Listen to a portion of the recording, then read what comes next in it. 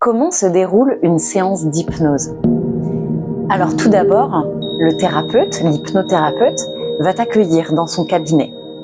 Il va te proposer de t'installer sur un fauteuil ou sur un canapé et là va commencer ce qu'on appelle l'entretien préalable.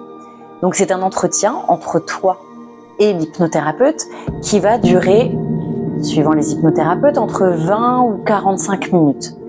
Pendant ces 20 ou 45 minutes, l'hypnothérapeute va te poser des questions, va te challenger, va te pousser dans tes retranchements et va glaner beaucoup d'informations te concernant pour pouvoir comprendre bien sûr ton mode de fonctionnement actuel, ce qui se joue dans ta vie en ce moment, quelle est là ou quelles sont les problématiques qui se confrontent et qui font que tu viens aujourd'hui le consulter. Toute ton expérience passée, tout ce que tu as vécu avant, vont amener à une grande réflexion que l'hypnothérapeute va avoir et grâce à tout cela, il va apprendre à te connaître, à comprendre qui tu es, comment tu fonctionnes.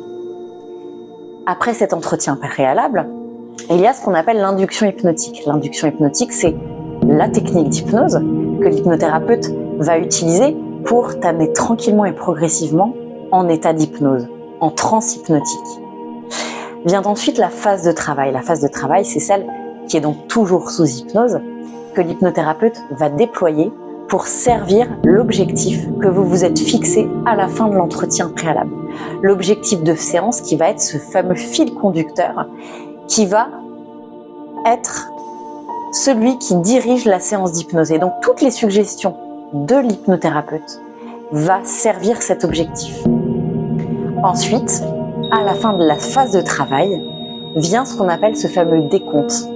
Peut-être de 7 à 0 ou de 10 à 0. Cela peut varier en fonction des hypnothérapeutes.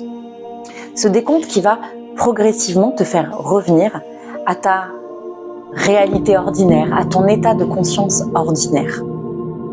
Et ensuite, quelques minutes sont dédiées à ton partage d'expérience, ton retour d'expérience et ton ressenti. Que tu dises comment tu te sens, comment tu as vécu l'expérience et ce dont tu as peut-être besoin.